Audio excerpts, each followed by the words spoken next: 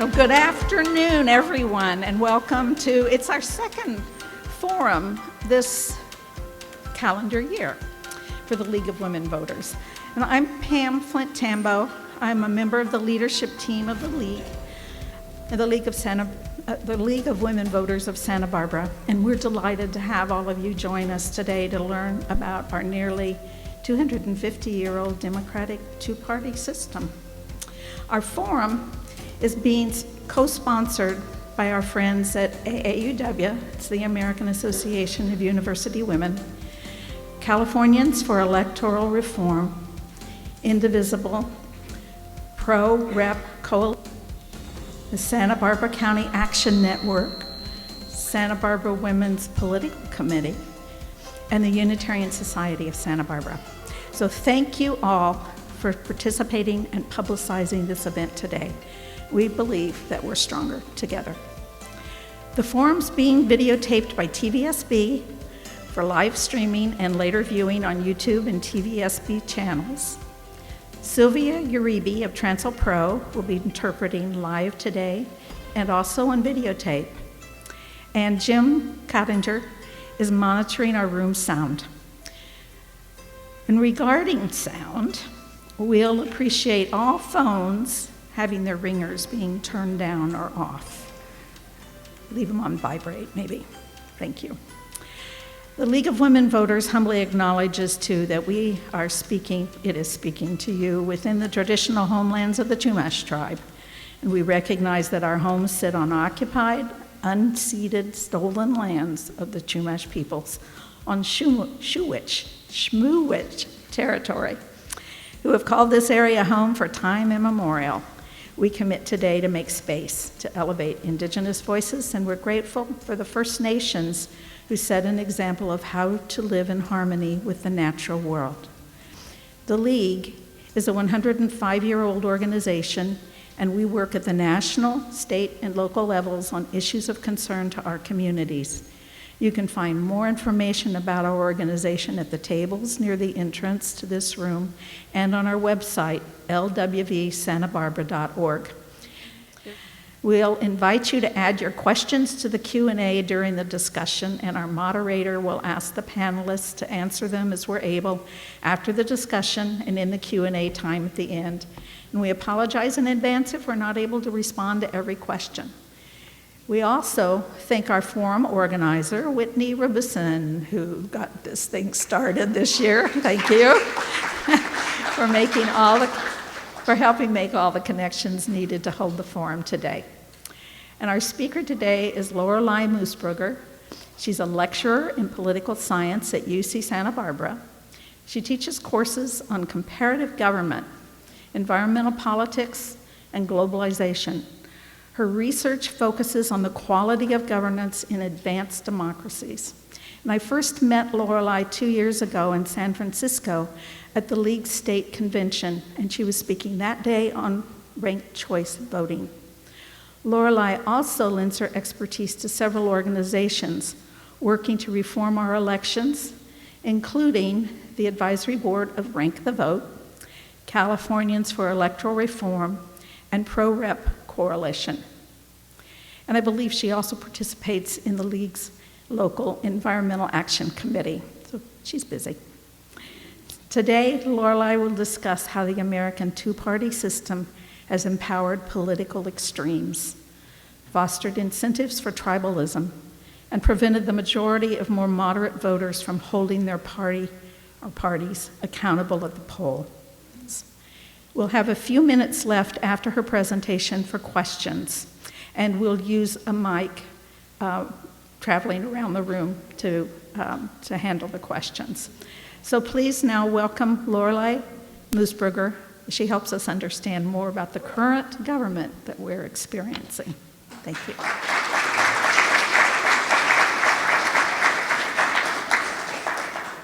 Thank you very much. I know as a professor that the first thing I need to do to have an effective learning experience is to begin with student interest. I have to say that if there's a silver lining to the current chaos that we're all experiencing, it is that that goal is already met. So, I want to just begin with a phrase that we've been using since ancient Greece times. United we stand, divided we fall. And obviously I've borrowed the last half to be the title of my talk today. Now normally it's used to inspire unity and cooperation. That divided we fall is a warning that self-serving and division will lead to our collective decline. Division not only thwarts our ability to make decisions in the common good, but it also undermines our faith in the political system and in each other. And it makes us vulnerable to enemies, foreign and domestic, who would stoke our divisions to serve their own nefarious ends. Let's begin with the fall. I don't know how many of you saw this. On May 14th, the New York Times had this article and this video by 3 Yale professors who study fascism. It was Timothy Snyder, Marcy Shore, and Jason Stanley. Most of you probably know Timothy Snyder. He wrote On Tyranny and also The Road to Unfreedom. And Marcy Shore is a historian who studies fascism, and James Stanley wrote a book called How Propaganda Works. They know what they're talking about. And the 3 of them have decided to leave their positions at Yale University and move to the University of Toronto. If you haven't read that article, I put up a QR code so that you could see it, and this will be available online later as well. But what they're saying is that the time is actually late. We are sliding toward authoritarianism, and they're not alone. The Authoritarian Threat Index, which is actually a reflection of weekday surveys, Monday through Friday, every day, of a subset of scholars who study democracy and democratic decline and political institutions, et cetera, and they find that we are in severe threat. I'm going to have to look at your slides because I can't see mine. We are in severe threat of authoritarianism. Whether you look at elections and voting, or you look at the overreach of the executive, usurping the power of Congress, or the rule of law, in all of these areas, we are sliding toward authoritarianism. In fact, what they find is the 4-year likelihood of democratic breakdown they put at 19.2%. Now, they aren't alone. Average Americans know this too. You don't need to be a scholar of fascism to understand what's going on. The Public Religion Research Institute is a nonprofit organization, and they recently did a survey. And what they found was that a majority of Americans agree with this statement: President Trump is a dangerous dictator whose power should be limited. A majority, 52%. 44% would say the opposite. They say that Trump is a strong leader who should be given the power he needs to make America great. 44%. Why is that? Why is it that we can have a majority of Americans and all of these experts understand what's going on, and yet, when you look at the polls, we have extremely strong support for President Trump? Somewhere between 83 and 90% of Republicans continue to support him. When you look at how many Democrats support, you are looking at single digits, anywhere from 2 to 6%. That is dramatic, and that isn't normal, but it's becoming normal. So you have to ask yourself what's going on. After all, this is the United States of America. Democracy literally defines us. all right? That's what it means to have the land of the free and the home of the brave. Our origin story is our belief in self-government. So how can it be that when you're slipping toward authoritarianism, half of Americans approximately still support those efforts? Well, the reason is because we live in a two-party system, and majorities don't matter in a two-party system. What matters is having the support of your political party, whatever side that is. Now, many people want to know what they're thinking, though. So let's ask that question seriously. It's not a rhetorical question. Let's begin with who they are, all right? When you ask yourself who is supporting this side, what you find is what we all hear on the news all the time. Mostly white men between the ages of 45 and 64 without a college degree. That's who's supporting this. And that made me think of a recent book called Deaths of Despair. I don't know how many of you are familiar with this book. It came out in 2020. It's written by Anne Case and Angus Deaton. And what you're seeing up there is their research that they looked into when they found that for the first time in our history, we were seeing a decline in life expectancy for Americans. For all Americans, we witnessed a decline beginning in 2015. That should not happen, all right? It goes in the reverse direction. Life expectancy goes up, not down. And when they unpacked the data, what they found was it wasn't declining for everybody, it was declining for a small subset of Americans, white Americans, between the ages of 45 and 54 without a college degree. That's who was bringing that mortality rate up and our life expectancy down. And when they looked at that data, they could separate out white Americans from Hispanics. And so what you're looking at there is in the United States, white Americans, an increase in mortality beginning about beginning in the 90s, at the late 90s. We don't see that in the statistics writ large until 2015, but it actually began quite a bit earlier. If you look at all of those other lines, you're looking at France, Germany, US whites that are Hispanic, the United Kingdom, Canada, Australia, and Sweden.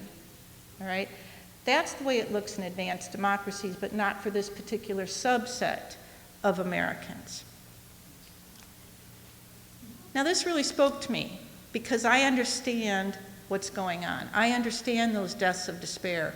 What they had found was that these people were dying largely due to alcohol poisoning, suicides, all right, and overdoses, this particular subset.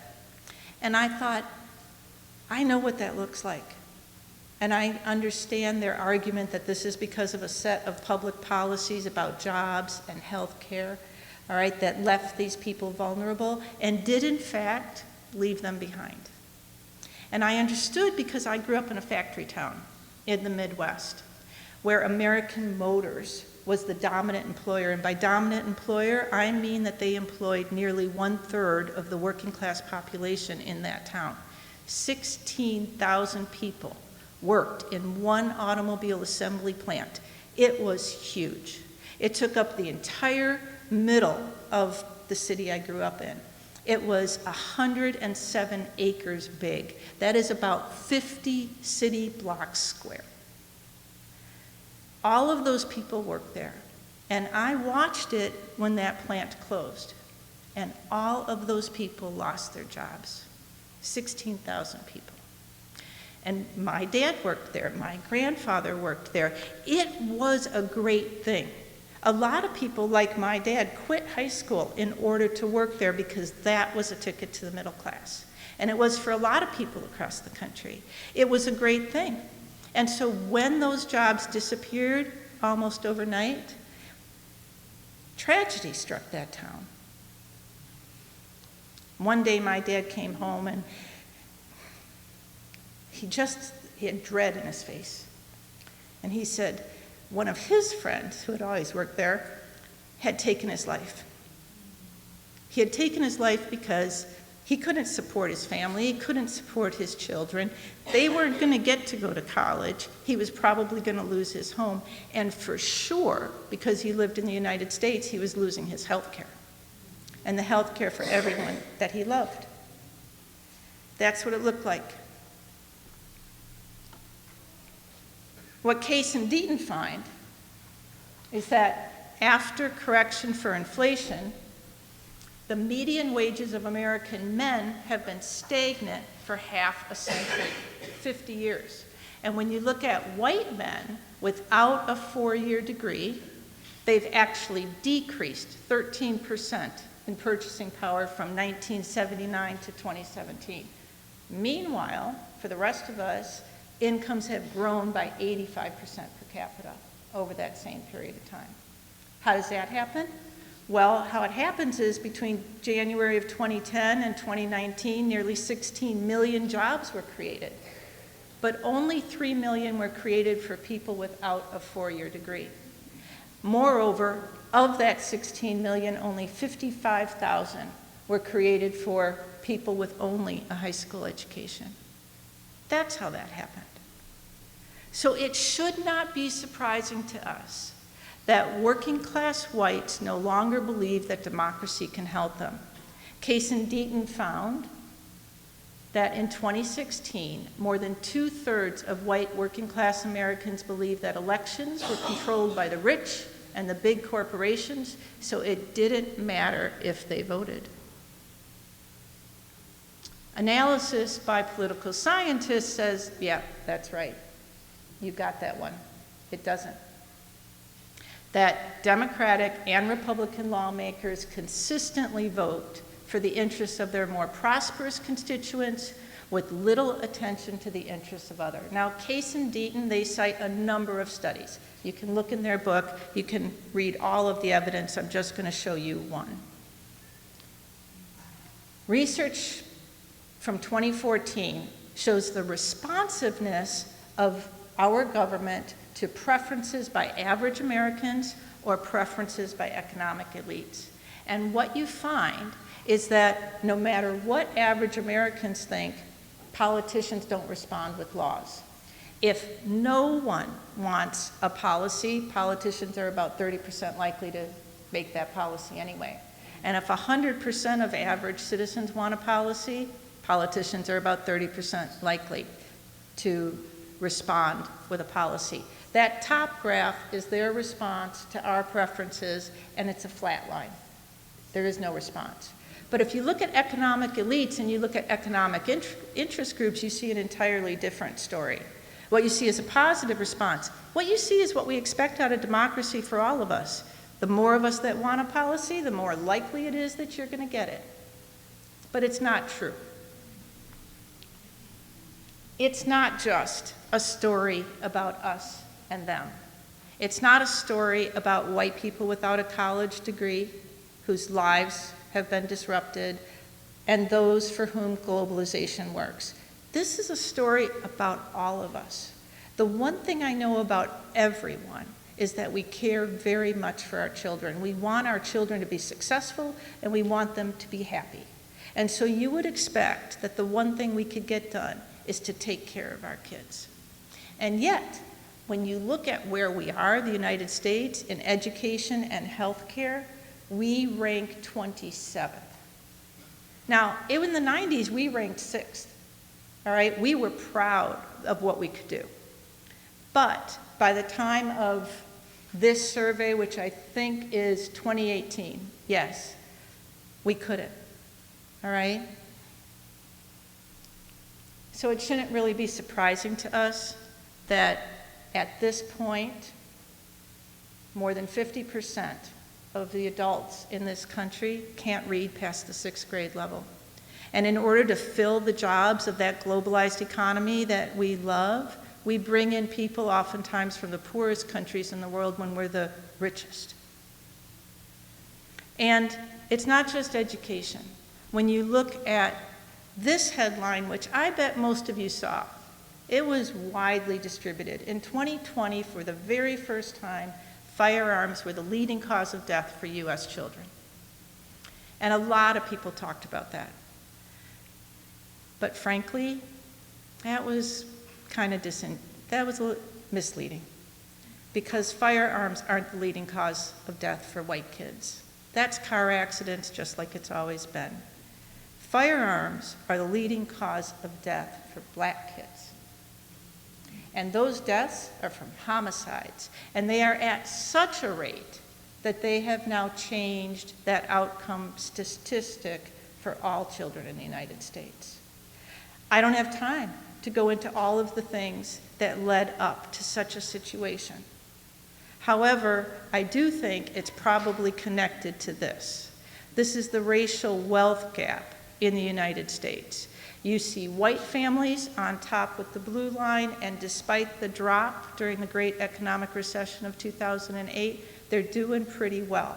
And on the bottom, you see black families and Latino families, and they are not, and they haven't been, and nothing has changed through administrations. When it comes to the environment, all of our futures, a lot of people are out there. I'm on the Environmental Action Committee. We're fighting as many good fights as we can. But I tell you, the fights that we're fighting, they should have been won 30 years ago. It's like throwing starfish into the sea. I'm glad we're doing it, but all of the indicators tell us we are losing the war. And frankly, the United States is the biggest reason why. Our policies. It's a crisis.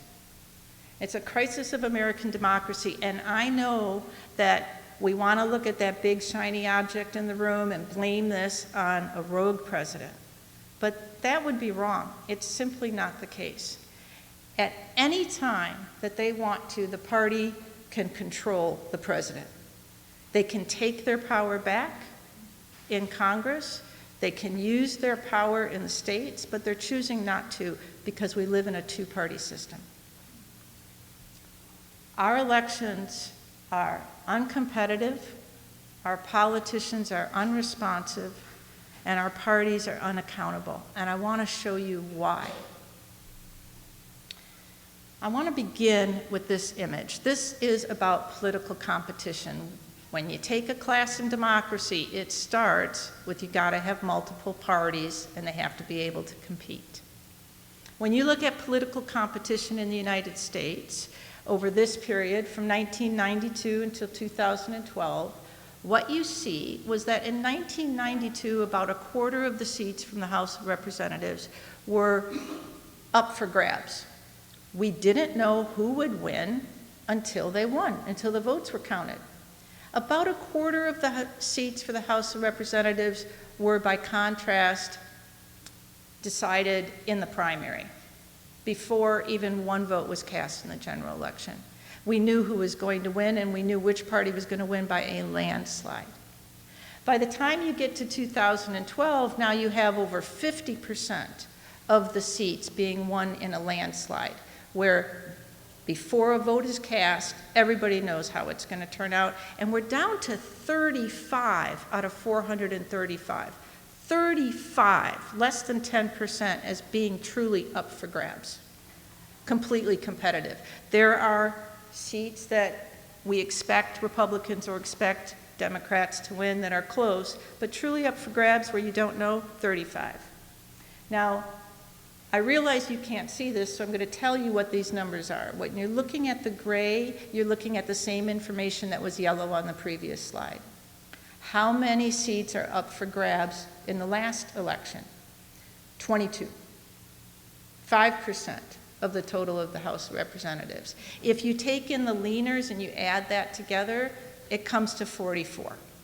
10% of the House of Representatives is really competitive. If you step back and you say, all right, let's look at it a different way. How many seats is the candidate going to win by more than 5 percentage points? Here we have it from 1997 to 2024, and you can see that at one point in the not too distant past, more seats were swing seats than safe seats. Not anymore.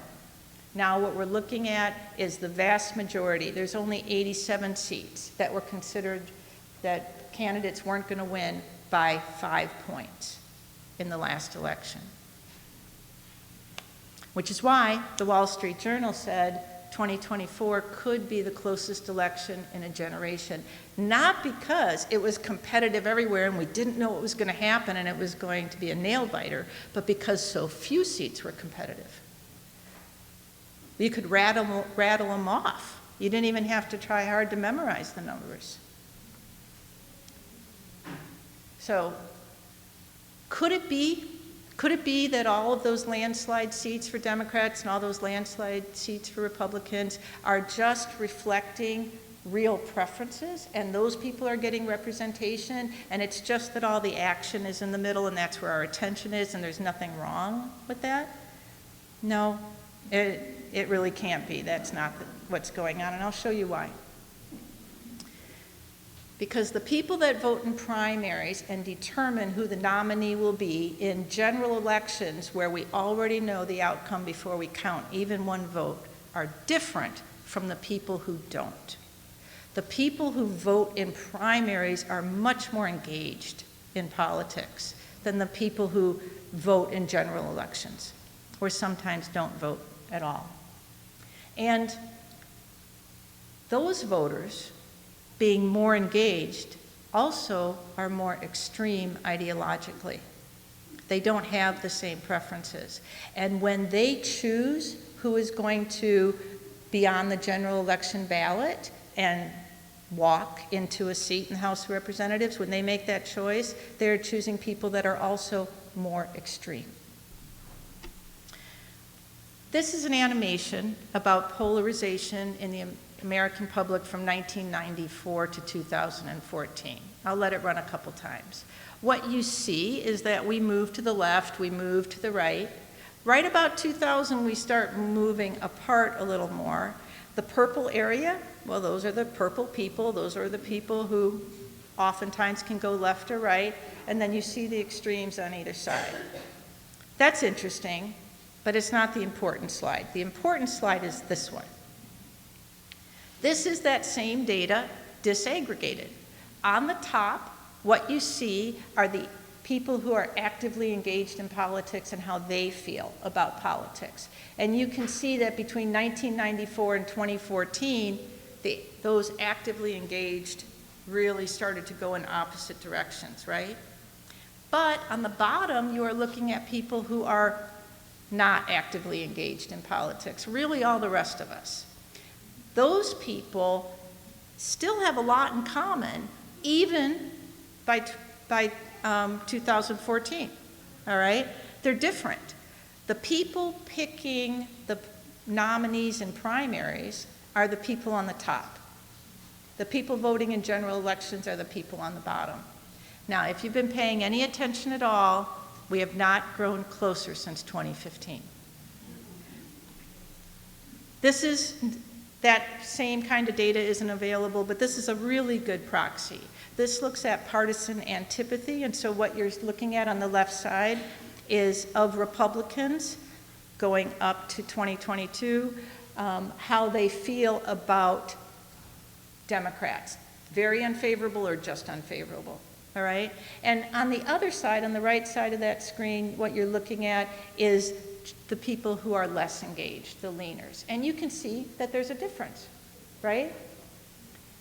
It's the same thing. We are different, the people who vote all the time in primaries and are actively engaged, from the people who don't. Now, frankly, I'm not sure where the causal relationship is, but I can tell you that that's the way it goes.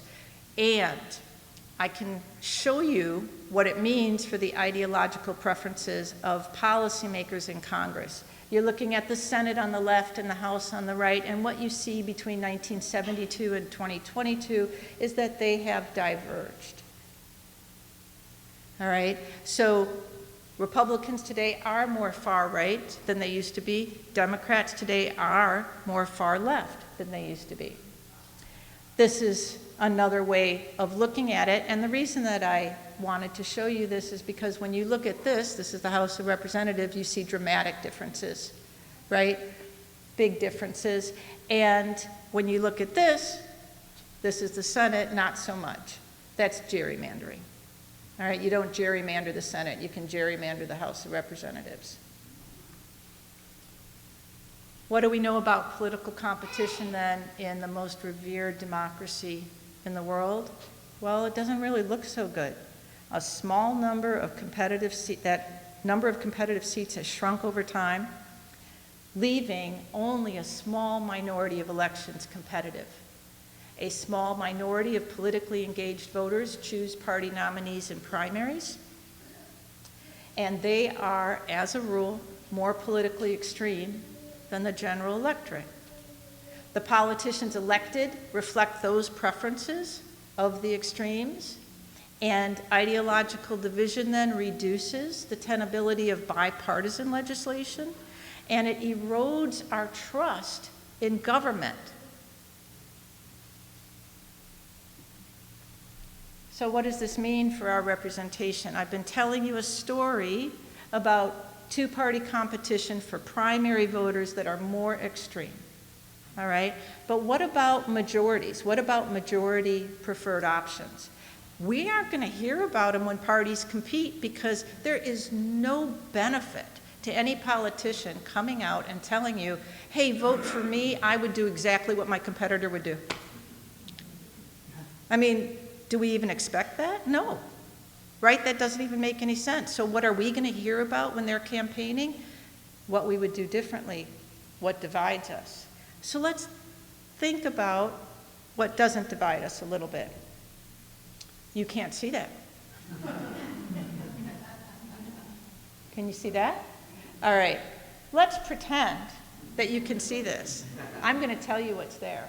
I'm going to tell you that on climate change, which has sadly become a divisive issue, that Republicans and Democrats agree that the government needs to do something about it. And when you identify very specific policies, even the most conservative Republicans want action on climate change. And they have for a really long time. When you look at immigration, you see the same thing. All right, Democrats and Republicans actually agree when you talk about individual policies, and you see majority support for a lot of policies. These are the two most divisive that I could come up with. These are the ones that politicians tell us, those people on the other side, they don't think like you. Well, they do, as it turns out. Now, if you weren't looking to divide people, you could talk about other policies. This came out of a Washington Post article that they presented this data. And when I was reading it, I realized the reason that they could.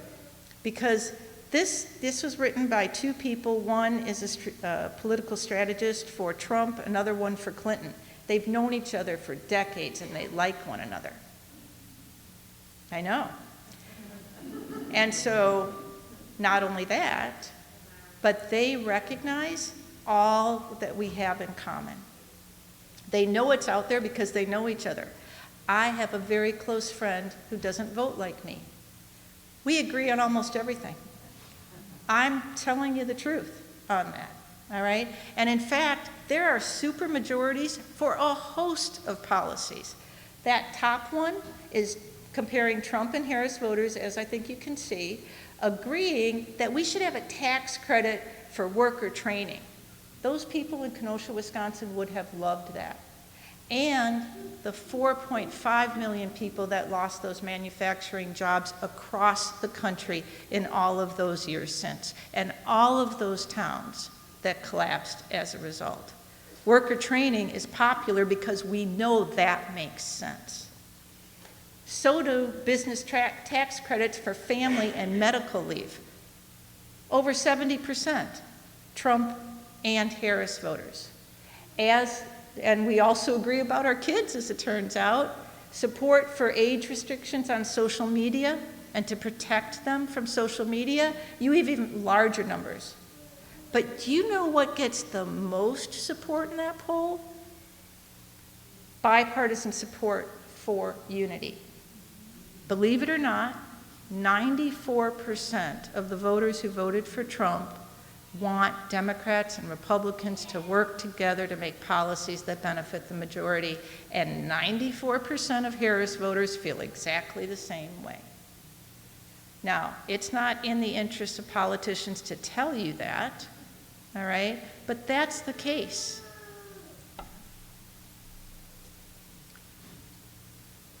If we don't have competition, however, we've got no way of holding politicians accountable for the fact that they are not making majority preferred policies and they are working actively to divide us in order for us to elect them and extreme agendas.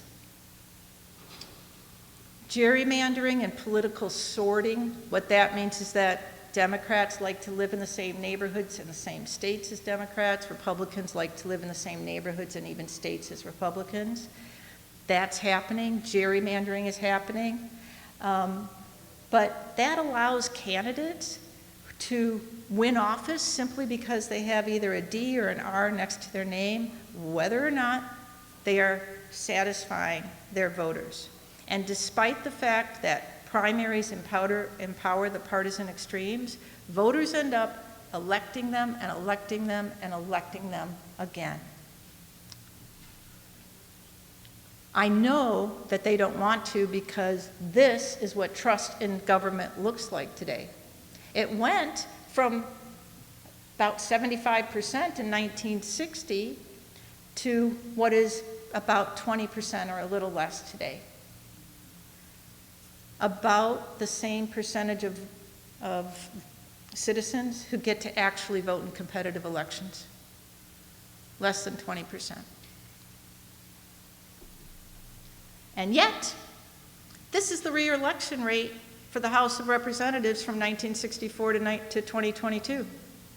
I don't know if you all remember, there's a lot of people in here who look to be my age. But do you remember when President Reagan said the Politburo of the Soviet Union would be jealous of the re-election rates in the US Congress? You know, I think he was right on that.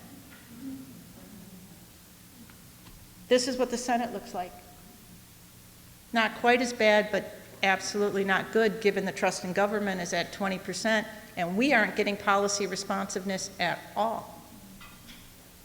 So,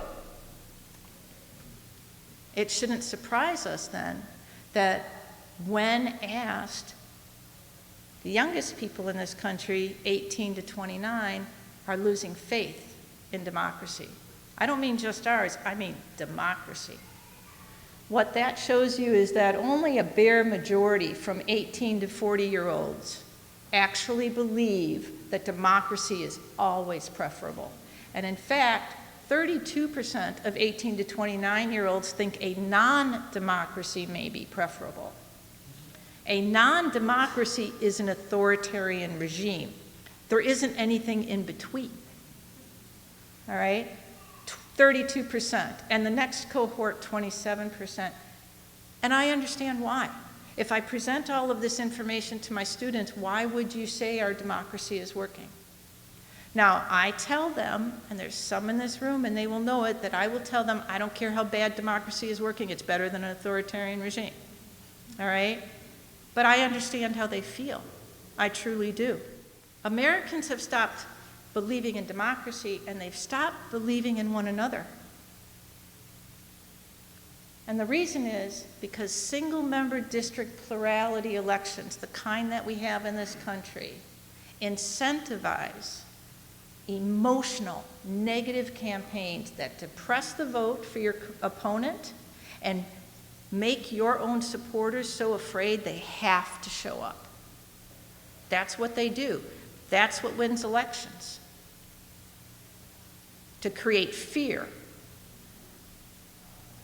As a result, we don't just disagree over policy anymore. Many Americans believe the motives of people on the other side to actually be evil. Nearly half of Democrats polled and nearly half of Republicans, when asked, do not see the other side as the opposition, meaning if they win, you just don't get the policies you want. Instead, they see the other side as enemies, meaning if they win, your life or your way of life is threatened. And moreover, in 2024, when a similar kind of question was asked, Republicans who believe that Trump won the 2020 election said that the Democrats are not just wrong for politics, they are downright evil. Strongly agree, nearly 50%, over 70%, at least agree somewhat. And for Democrats, in 2024, they believe that Republicans are evil, either strongly agree at around 15%, just under 50%, at least a little bit.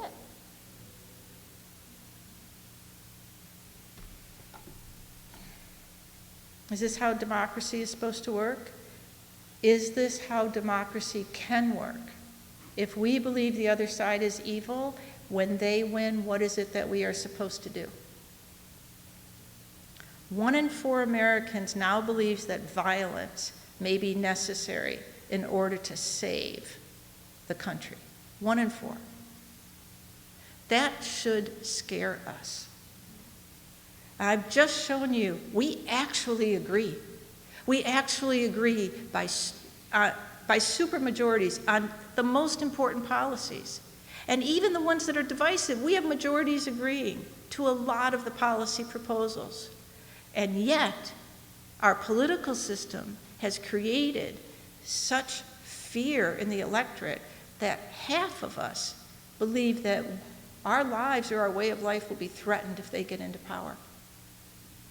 This is not how democracy is supposed to work.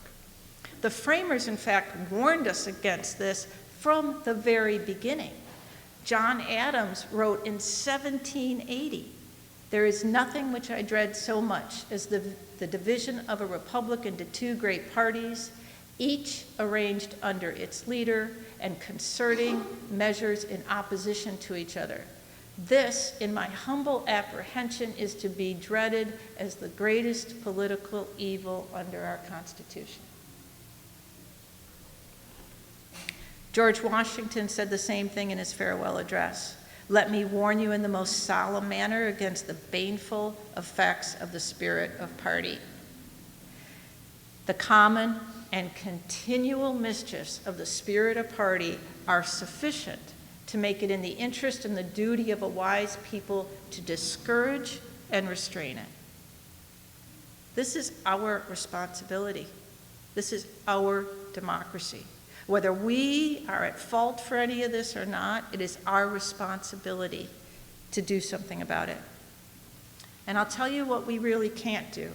We can't expect to keep doing things the same way and get different results. That's what we can't do. The way we elect politicians has to change. There are basically 2 choices for reform.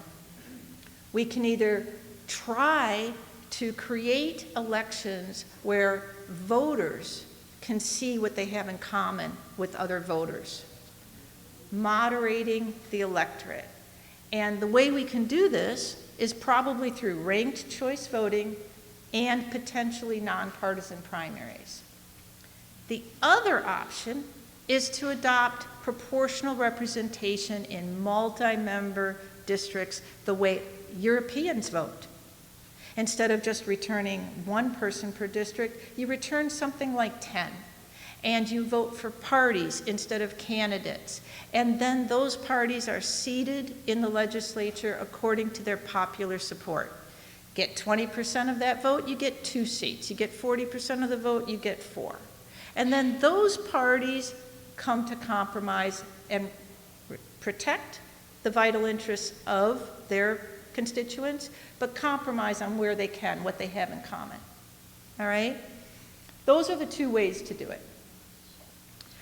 Fostering moderation in the electorate is the way most reform organizations have chosen to go. And there's a lot of good reasons for that, partly because the big problem is the division. That's what we're afraid of. That's what makes us afraid of one another. This is a system that we could easily adopt instead of our current plurality system where whoever gets the most votes wins. It's very, very simple.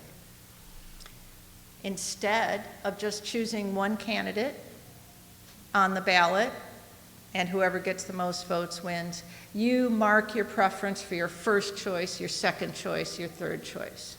It's no different than we do most of the time. If you go to the store, I'd really like chocolate ice cream, but if they don't have chocolate, I'll take vanilla, but don't come home with strawberry. We do it all the time. We know exactly how to do it, right? And if we're going to order a pizza, we figure out what toppings most people, right, are going to be willing to live with. Just so you don't put something on there I really hate, like anchovies, I'm okay, right? This is what ballots look like. I've got an example from Virginia, I've got an example from the city of Minneapolis, and you can see how easy it is to do. No matter what kind of ballot you use, it counts the same. Once everybody has voted, you count up the votes, and if any candidate has gotten a majority of votes, 50% plus one, that candidate is elected. It's done. You don't need to look at second preference votes.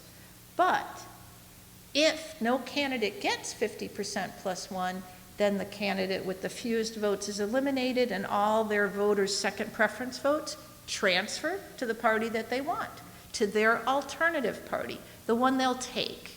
All right? It may not be perfect, but they could be okay.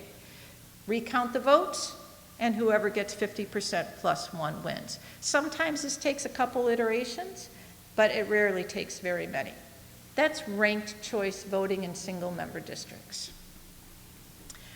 14 million voters live in jurisdictions with ranked choice voting in the United States. 24 states include at least one jurisdiction that uses ranked choice voting. 800 elections have used RCV since 2004. 40 million ballots have been cast. 2 states use it for all of their federal elections, Maine and Alaska. All right? Not exactly left-leaning states. And they do it because it creates competition in those one-party dominant states. Conservatives get to vote for the conservative candidate that they want, that are ideologically close to one another. Democrats the same way. And everybody can vote exactly like they want to because spoilers aren't a problem in this system. You can vote if you want a Green Party, and if your Green Party doesn't win, you can give your second vote to a Democrat. All right? And you don't have to worry about it. And that makes more people come out, especially young people, because you can have an impact. Between competition and accountability, you've got better representation for the majority, because now it's in the interest of all politicians to say, hey, you might not, I don't agree completely with this other person, but we agree on a lot of things. You point out what you agree on, which is great. You get better representation, and you get more information, and you reduce divisiveness. Does it matter? Does it work at all? Well, let's take a look at Lisa Murkowski. She's the senator from Alaska, all right? This is just, I think, from last week. She won, from 2022. She won re-election in Alaska through ranked choice voting. That's where they use it. She didn't win on the first ballot. She didn't get 50% plus one first preference votes. But when you eliminated the candidate who had the fewest votes, she did win. And she beat out a Republican candidate on her right who had the support of both Trump and the Republican Party, and she beat out a Democrat on her left. All right? What happened? Well, right now, Lisa Murkowski is one of the very few Republicans who's actually using her voice to push back against the administration and her vote. All right? She could play a make or break role in this upcoming legislation. And at a time when the Republican Congress has grown increasingly deferential, she has veered in the opposite direction from her party, using sharp words and her vote on the Senate floor to push back. Now, I have to believe that how she's elected has something to do with that. She's responsible to the majority in Alaska, not the base of the party who votes in the Republican primary. That's a big difference, all right? Now, I am sad to say for that reason that in 2024, 4 states tried to get ranked choice voting for their state ballots. All of them lost by the margins you see. It was really disappointing, all right? But when you have interest groups who are powerful in our current system, plus the Democratic Party, plus the Republican Party, using their wealth and their resources to make sure that you don't get ranked choice, I'm kind of surprised we got the votes we did, all right? And they're going to keep on fighting. Proportional representation, as I explained to you, is a different type of system. It's a bigger lift because we elect in single-member districts here for the most part. But I have to tell you, it would be remiss if I did not admit that over 200 political scientists think this is the way we should go for our national elections. Scholars of democracy, a lot of people that I know and like and respect, and owe my education to, in addition, all right? And they want to go for proportional representation. I think that ranked choice voting is a lot more likely, but I will say that in the state of California, an organization that I sit on the board of directors of, Pro-Rep Coalition, is trying to get proportional representation for the state assembly, for California alone. And I think that might just happen, and that might just work. California is a big, diverse state, all right? We're open to reform. We recognize that people all around the state have different preferences, different lives than we do, and their policy preferences need to be respected. And if there's a chance for multipartyism, I think this is a really good chance. In addition, the most important thing is that we reform across the country. And if California were to lead, what would happen is we would empower people who are not blue, because this is a blue state. So Greens would be empowered, purple, red voters would be empowered, and you would demonstrate that we are truly better together. Okay, thank you. I can take your questions. I hope you feel informed.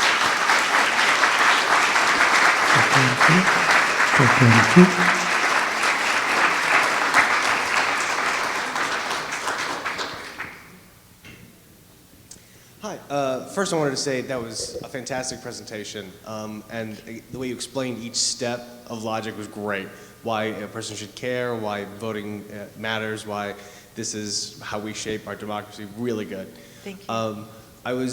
You got to the part about which voting methods we should switch to, and you only mentioned ranked choice voting and proportional representation. I was a little disappointed you didn't mention some other things like star or approval voting, that kind of thing. I'd like to know your thoughts on that. But if I had to ask just one question, you were talking about having the California State Assembly be proportional. Since the state assembly is supposed to be more local representation and the Senate is supposed to be broader ideological representation, wouldn't it make more sense to have the Senate be proportional rather than the assembly?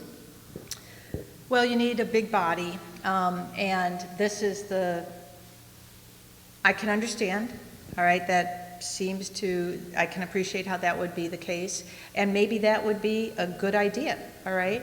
But what we're trying to do is to get away from this idea that only one representative should represent a district, that every district has a variety of preferences in it. We're not all the same. And to make sure that the voters who aren't with that majority aren't left behind in a district. So to increase representation, I think it would be fantastic for the Senate. And if that was the best possible way to start, then we start there, but we need to start.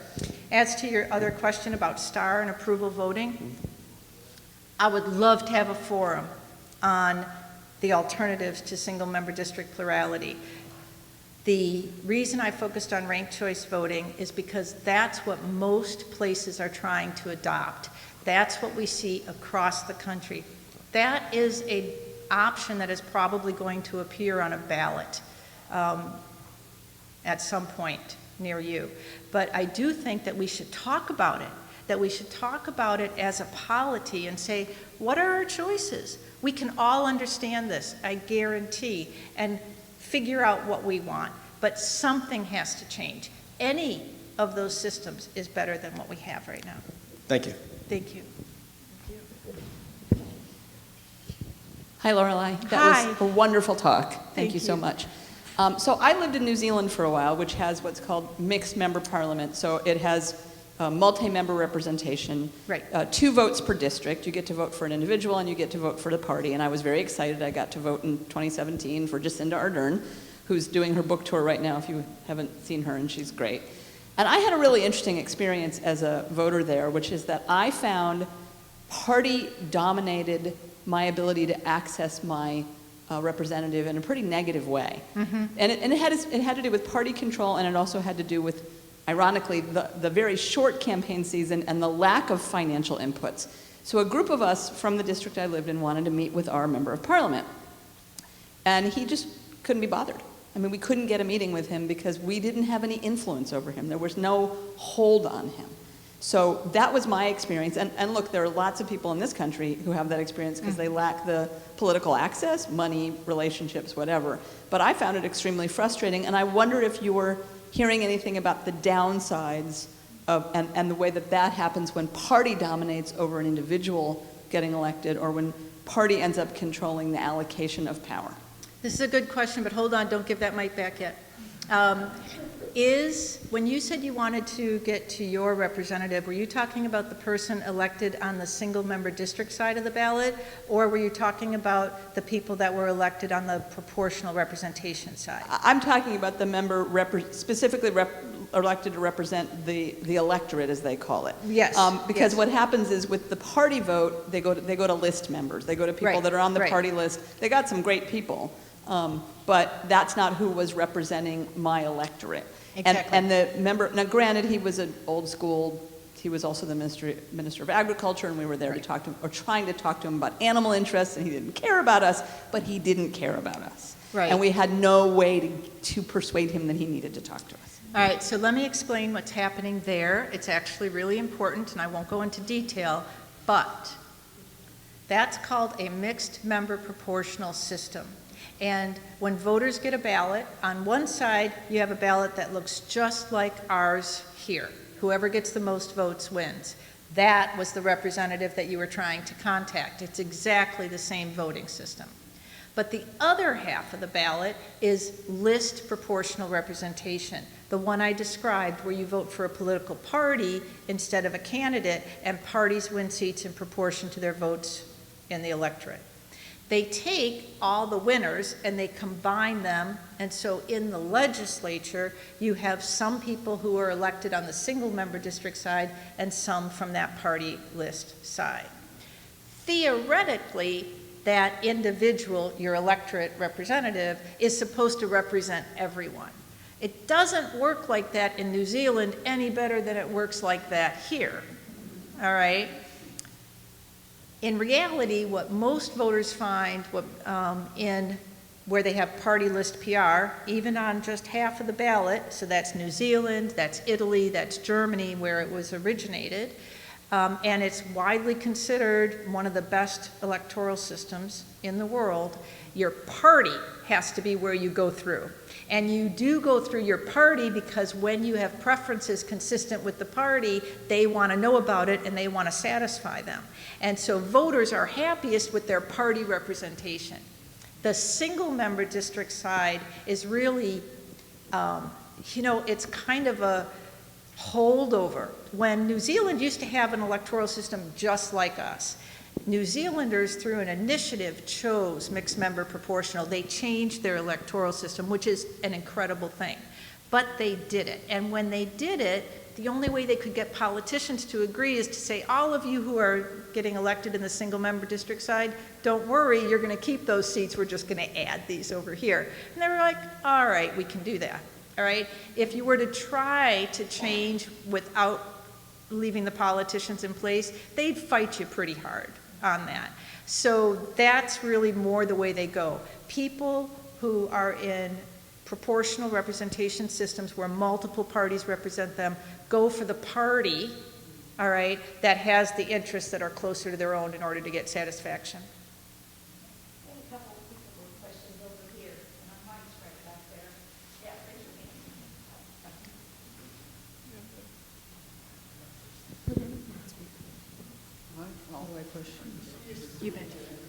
I just wanted to bring up a few things. I think the biggest problem in this country is term limits. The statistics that you showed up there screams for term limits, especially on the federal level. Okay, I think one of the biggest problems in this country is we need term limits for the Senate and the House of Representatives. We have term limits for the president, and presidents come and go, but some of these senators do their whole life, or the House of Representative people. So term limits would solve a lot of these problems. As far as ranked choice voting, a lot of Alaskans are very upset with ranked choice voting. Utah is debating whether or not they will continue with ranked choice voting. And with ranked choice voting, you don't get the best candidate. You get a lesser candidate. You just don't get the best candidate. It's very confusing. You can't put your choice of candidate all the way across. Otherwise, your ballot is nullified. And one more thing. Make it a question instead of a statement, please. So I would like to know why you call this country a democracy when we are a constitutional republic. We are known as a constitutional republic. We are a constitution. We are a republic of 50 states. We are not a democracy. Europe is full of democracies. New Zealand and Australia are democracies. We have more people than those countries do, and we see why our country is still doing better with the divisions that we have, because we are not a democracy. We are a constitutional republic. Thank you. Oh, I will say that there were people who believed that Alaskans really didn't like their ranked choice voting and didn't understand it. And surveys were done and everybody understood it. It's as easy as counting to 1, 2, 3. There are some issues with, familiarizing yourself with the ballot. They did try to repeal it and that actually failed. And they kept ranked choice voting because they like it. But in terms of a democracy, we are a democracy. Those aren't incompatible, but I'd say that I would agree that our democracy doesn't work very well. I have a question about what happens if you just can't bring yourself to give any vote whatsoever to the third candidate. Is that going to foul up the whole system Of ranked choice voting? in ranked choice voting? No. And remember, the really great thing about our electoral system is it's not written into the Constitution. We are not getting rid of the president. We are not getting rid of an asymmetric Senate, but we do have a chance to change the way we vote because it is up to each state to determine how they vote, all right? And so the states can all decide, and where ranked choice voting has been adopted, there are some slightly different rules about exactly how things count, but nowhere am I aware of where you have to vote for people that you don't want to vote for. You only vote for the ones that you would take, all right? So nobody has to vote for a candidate that they do not want to see in power just to have their ballot counted. That was incorrect. So you just leave it blank? You leave it blank. They don't get a vote. You can just leave it blank. You don't have to have a last choice. Yeah. Thank you for the wonderful presentation. So if we've been here and we're convinced today, what would you suggest we do about it? How do we go about spreading the word, or who do we talk to? Who do we write letters to? What would be the action steps? Okay. Up there, I've got 4 organizations, all right? Californians for Electoral Reform, that's CFER.org. kalrcv.org. I don't sit on their board or anything, obviously, I know those people, but they are working for ranked choice voting. Pro-Rep Coalition is working for proportional representation. I do sit on their board. And then rankthevote.us, that's the national organization. On these, you not only get information, you can find out how to help, you can sign up. I've actually got a clipboard back there. If you want to put your name down, I will help you, all right? One of the things that I think we need to do is we need to make sure that our next governor supports it instead of vetoing policies, which he did, vetoing initiatives, laws, potential laws to allow localities to adopt ranked choice voting. What we found was that if you have ranked choice voting in local elections, that people like it so much they want it for the state, all right? And so that's what we need to do. Thank you so much for this presentation. I have a question about money in the elections, which is an increasing problem. What does the data say about the effect of money? Is it a cause of some of this division, or is it a result of some of this division, or is it both? I would say more like a cause, but I do want to say what every political scientist will tell you, and that is at any moment, if our politicians in Congress wanted to stop this, they could. That's the way it is. All right, at any moment they wanted to do it. Ostensibly, they spend something upwards of 60–70% of their time just trying to make enough money to be able to go out and campaign for the next election. I honestly believe most of them would rather not do that, all right? But yes, that messes this up. It messes this up. Remember when we were looking at who politicians are responsive to? That's that money in politics. And they're responsive because in all of those safe seats we talked about, where only a minority of voters are showing up, if you don't do what your interest group wants you to do, all right, they can primary you, and I'm using that word as a verb. They can fund a challenger that is good-looking and articulate and charismatic and will tell voters exactly what they want to hear, and that person who would vote for the majority preferred policy is out. Okay, there's one more question up here if we can get to it. And then you need to wind up soon in the library. Again, thank you. Just as a side, are you familiar with the American Academy of Arts and Science Common Purpose? Yes. Common Purpose Project, because so many of their proposed reforms are consistent with yours, and I hope that there's a lot of working together on getting these messages out. But two questions about ranked choice voting. Well, one is just to say I was part of a group here in Santa Barbara that tried to get local ranked choice voting, and what we found is the initiative process is so daunting that you really need to first develop a pretty strong community constituency behind it to move it along. Next time we'll get you into the process and get started earlier.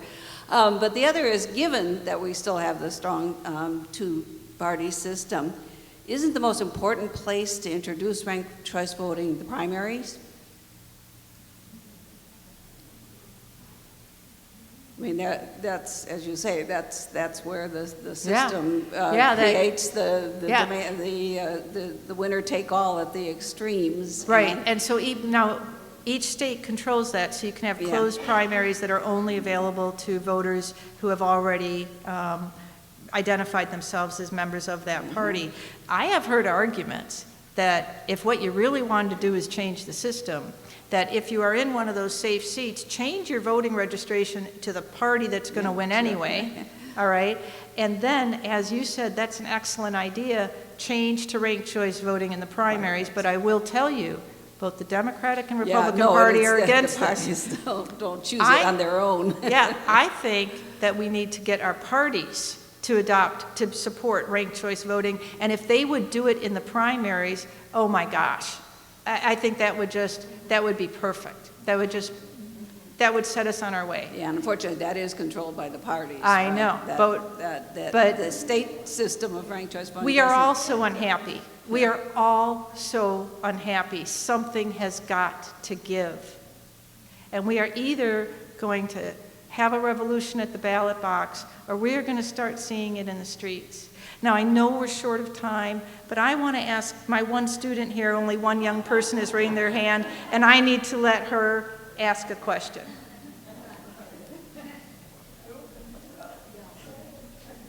Hi, Hi. Professor, what a great speech. I was just, looking around the room right now and I wasn't seeing, I wasn't seeing a lot of people my age and I was wondering, how would you recommend we go about trying to garner support of people, younger people my age, more willing to, make a change? That's a very good question. I try to do that twice a week, every week at UCSB.